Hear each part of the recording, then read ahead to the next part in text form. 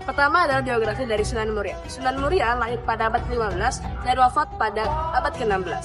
Beliau dimakamkan di Gunung Muria, Kudus, Jawa Tengah. Beliau merupakan anak dari Sunan Kalijaga. Dan ia juga menikah dengan Dewi Sujanti, anak dari Sunan Ngudung, dan merupakan adik ipar dari Sunan Kudus.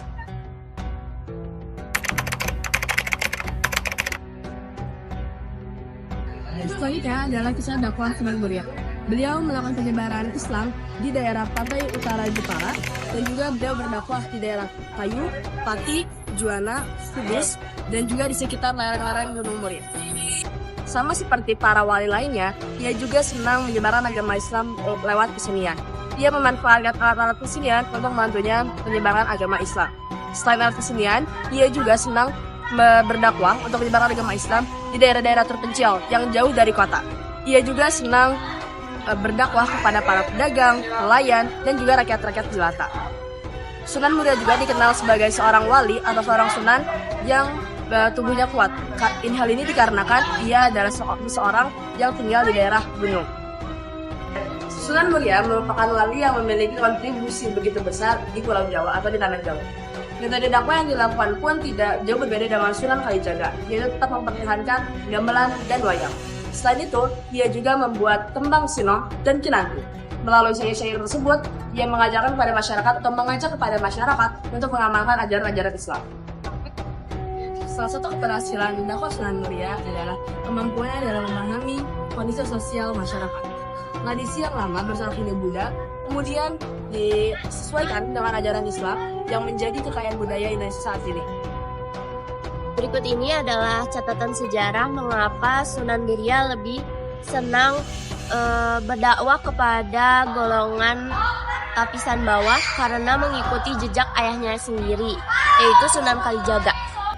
Para sejarawan menggolongkan dua tipe pola dakwah para wali Songo, yaitu yang pertama adalah golongan abangan. Golongan ini disebut golongan aluran, yang dimana para wali yang masuk ke dalam golongan ini itu mengajarkan dengan halus dan moderat, lalu dengan tradisional sesuai adat yang ada di masyarakat itu. Lalu disisipkan ajaran-ajaran Islam yang ada di dalamnya. Yang kedua adalah golongan putihan, yang disebut juga golongan santri. Ini para wali yang menggunakan golongan ini bersumber langsung dari Al-Quran dan Sunnah, yang dimana umumnya di dalam golongan ini para wali lebih senang berdakwah kepada para konglomerat atau kelas atas.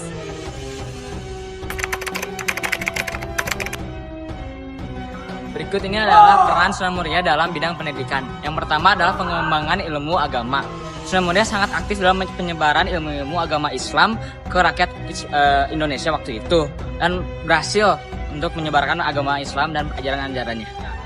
Selanjutnya adalah Sunan Muria sangat aktif dan melibatkan dirinya dengan pemberdayaan masyarakat, seperti membangun pesantren dan fasilitas-fasilitas lain yang membantu masyarakat waktu itu, yang membuat penyebarannya sangat efektif.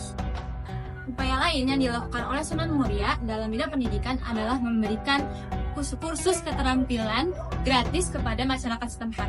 Di mana ketika Sunan Muria menemukan masyarakat yang tinggal di pedalaman memiliki pengetahuan dan juga keterampilan yang kurang memadai, ia akan mengajarkan keterampilan khusus kepada mereka seperti bercocok tanam, berdagang, dan melaut.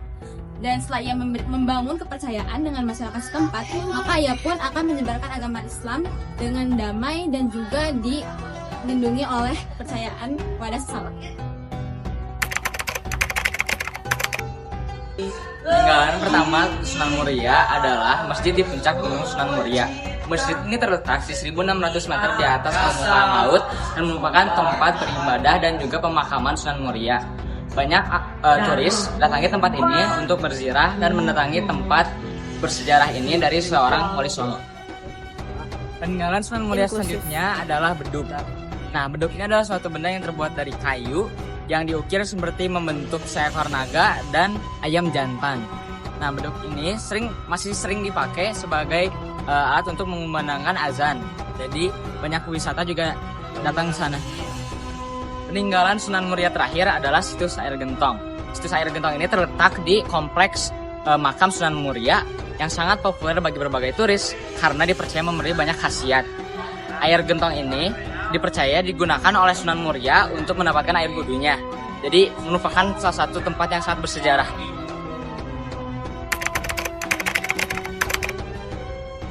Selanjutnya adalah beberapa fun fact tentang Sunan Muria. Yang pertama adalah Sunan Muria sangat mencintai lingkungan dan menjaga kebersihan. Karena itu Sunan Muria mengajarkan kepada para masyarakat umum untuk menjaga bumi.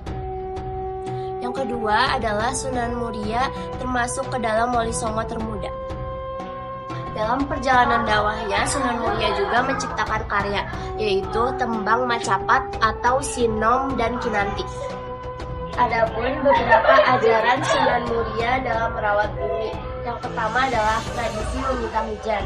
Yang kedua, ziarah pada makam Sunan Muria.